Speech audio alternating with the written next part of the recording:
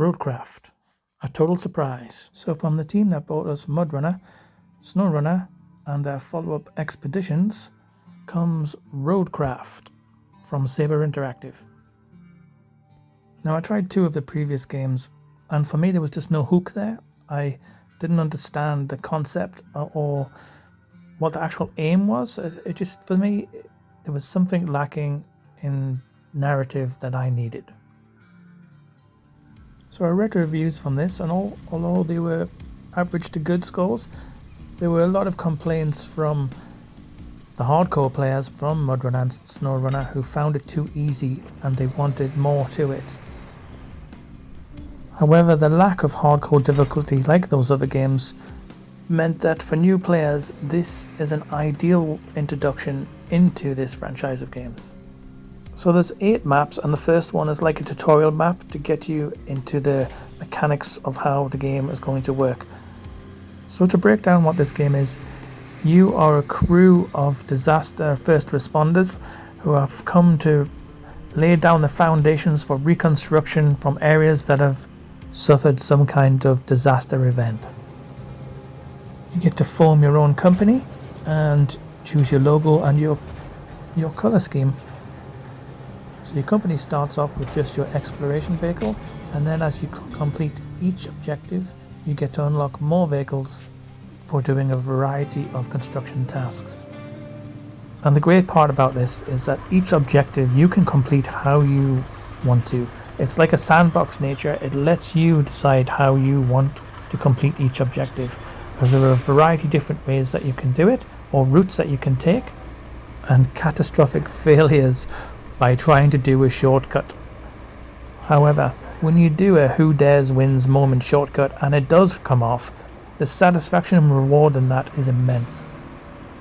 By completing objectives you obviously get XP, but you also get money, which of course then you use that currency to buy yourself new vehicles.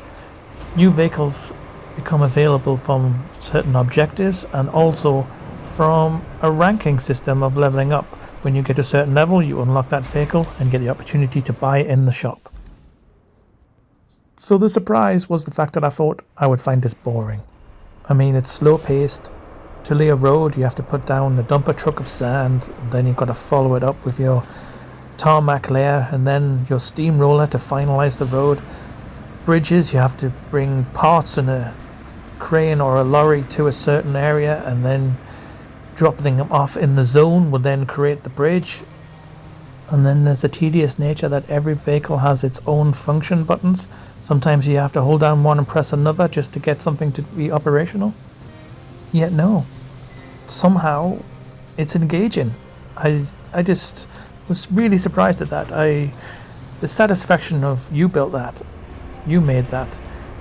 At one point I didn't realize I had the ability to build a bridge, so instead between the gap I spent 2 hours dumping sand from a dumper truck trying to fill the gap just so that I could get across. And this game absorbs hours. It is definitely one of those where you start off and say, yeah, just another hour, and then before you know it you've built a highway. And the fun is in the details. The sand physics, when you tip it and watch the sand move down a slope, it will actually become like a landslide. Anything that's in its path it will take with it on its journey. Oh, and this is the gap that I filled, which I didn't realize I could build a bridge across those 2 points. And that's why I'm enjoying it, in the sense that there is no wrong. You complete the objective how you want. And it's a constant surprise with the different variety of vehicles. Chopping down trees with a log cutter and then using those logs to build a bridge is immensely satisfying. Maybe not environmentally sound, but still satisfying. So the game's not without its faults and glitches. They've released a patch already to try and fix the AI. So there's plenty of facepalm moments with the AI. You get to plot a route and they then deliver from the point to point that you put down. But do they follow that? Well, they try. And another problem, which is my bugbear of all modern games, the cancer of gaming, stability. The game does regularly crash. It did get slightly better after the first patch, but still stability is frustrating. And there is co-op multiplayer.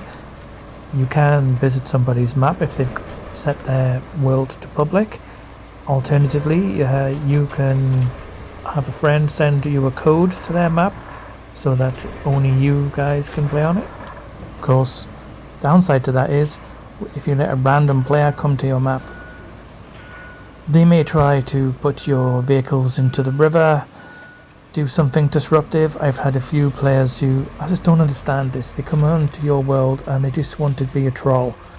So play with randoms at your own risk. Of course, it does have its own official Discord, and on there there's a community of players who you can advertise to join their world. And so far, it's been a good laugh doing that. So the game keeps your stats, and I think I'm currently at about 30 hours in, and I'm only on the 5th map. I have been doing it solo. There are other players who've completed the game already. Obviously, the more players you have, because you can have up to 4 people in co-op, the faster you will complete it. And the devs at Saber are pretty good in the sense that they're doing a lot of community feedback. They're already going to implement some of the changes for the guys who want to add fuel and damage. So whenever those are implemented, it can give the player the level of difficulty that they require. So the mission that's on the screen now, I had to transport that substation generator thing on my mule truck. I decided to go down a steep hill because the wavy S-windy path route was going to take me about another hour. One point I thought it was going to be game over, but luck was on my side, and this is why the game has so much, I think, for me, enjoyability, is that, you know, I took a risk and went for it and it came off. Did it my way. So there's only 8 maps at the moment. I'm only just over halfway through. The last map alone, I think, took about 9 hours to complete solo. So God knows how long the next map's going to be. So there's plenty of hours in this game to sink or immerse yourself into.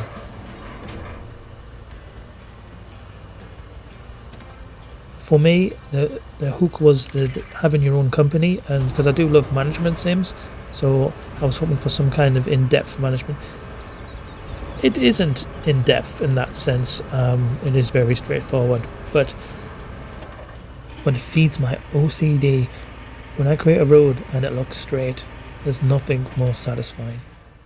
And the developers have released a roadmap showing us what is going to be coming next. And if it's supported like the previous mud runners, there'll probably be plenty of DLC coming in the near future. Right, that's it. Appreciate you watching. I'm Comic Strip Gamer, and I'll catch you in the next video.